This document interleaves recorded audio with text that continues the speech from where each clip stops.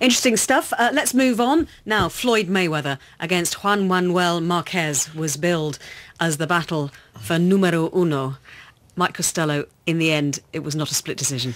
It wasn't nearly a landslide result over 12 rounds in the end for Mayweather. I thought it was a superb performance. Some people chose to knock it because he had so many advantages, in particular the weight advantage, but I thought he was entitled to take on a lesser test at this stage after being out for almost 2 years. And I noticed that Marquez, who, yes, he was a lighter man, I accept that, but you would have expected him maybe to match Mayweather at least for speed and reflexes for the early rounds, given that he was lighter, given the opposition he's been facing, including Manny Pacquiao in the last year or so, and that as he was lighter and had a chance of being faster. But he landed in the entire fight just 12% of the punches he threw. So every 8 punches he threw, he landed only 1 of them. And that's the kind of statistic that comes up time and time again when Mayweather has been in the ring. Well, Marquez also thought he would be faster, and in addition to the weight, I don't just think the weight was a factor. And Floyd's in charge of the show.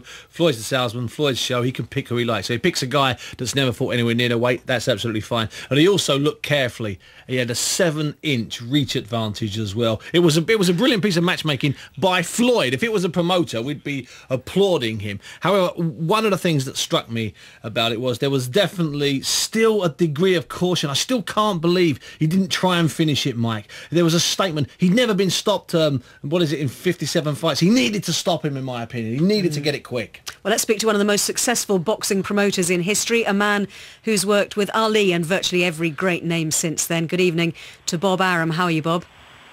Pretty good. Thanks for being with us tonight. Where does Floyd Mayweather rank in your list of boxing greats, past and present? Well, we really don't know until he gets into a fight. You see, the problem is he's picked his opponents so carefully that it's very, very hard to judge him. Obviously, he has enormous talent, defensive talent certainly, but the true sign of greatness in a fighter is when he gets into a fight, and Mayweather has not yet gotten to a fight. I mean, there are welterweights out there that could really challenge him, and then we'd know, how great a fighter he was or he wasn't. But beating somebody like a Marquez doesn't do it. But Bob, 2 years ago, he went up to light middleweight against Oscar De La Hoya, who'd been there for 7 years, and beat him. Did you not give him credit for that performance? No, certainly not, because again, it was a very, very close fight, and somebody like Pacquiao, who was not nearly Mayweather's size, showed how to beat De La Hoya, and Mayweather had a very, very close fight with Oscar, and indeed one judge had it for Oscar. Now, Bob, would you like to have seen him fight Cotto after Cotto beat Mosley, or Margarito after Margarito beat Cotto? Is that what you're thinking, against the middleweight at their peak when he was still at his middleweight peak? Are those the fights you're saying that he should have taken, those two? At the welterweight, or Shane Mosley. Shane Mosley now, or Shane Mosley a year or two ago? Shane Mosley now, or Shane Mosley a year or two ago.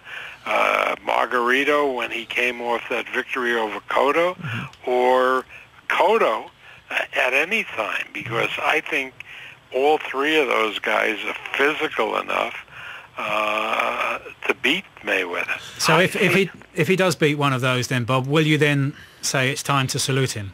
Yeah, absolutely. But again, because those three fighters, particularly Cotto and Mosley, will make him fight. And the problem with Marquez, other than the size, which everybody talks about, is the style was perfect.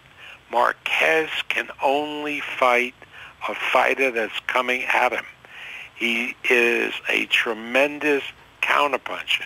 So if you don't attack a Marquez, he can't do anything because he is not an offensive fighter. So who do you think of those three has the best style to beat Mayweather? Or do you think all three beat him? I'm not sure.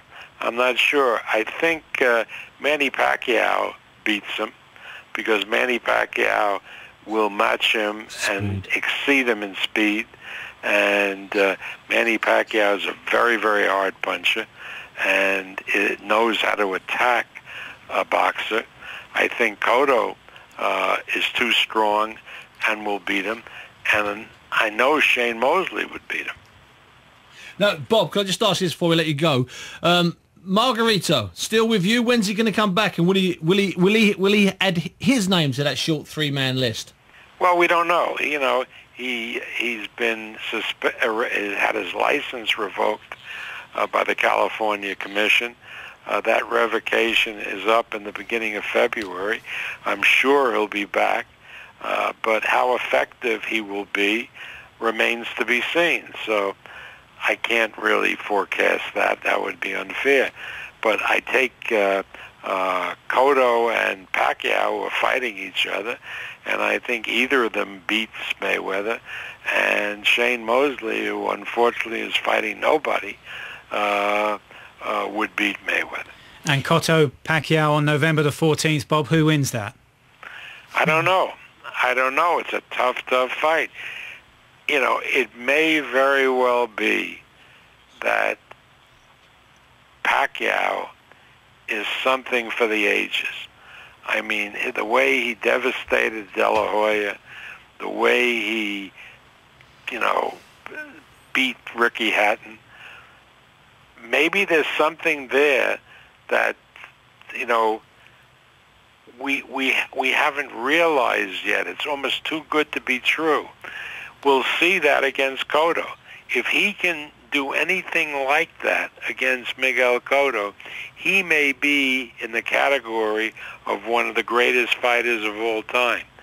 But I don't know. I really don't know.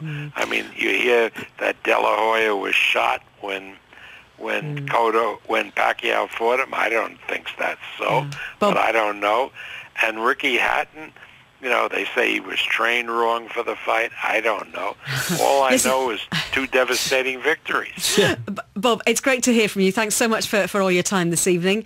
Bob Arum, we'll talk about Ricky Hatton in just a second, but just to wrap up on the subject of Floyd Mayweather, guys, does the boxing public want blood and guts, spectacular knockouts, and that's why they don't really warm to Floyd Mayweather? I think there's a point to be made there, and also, Bob's suggesting that down the years he's always almost hand-picked his opponents, even in world title fights. But I'm a convert, you see, and if you can't enjoy watching what Mayweather does, those sublime skills, then I'm not really sure how you enjoy boxing and what sort of sport you want.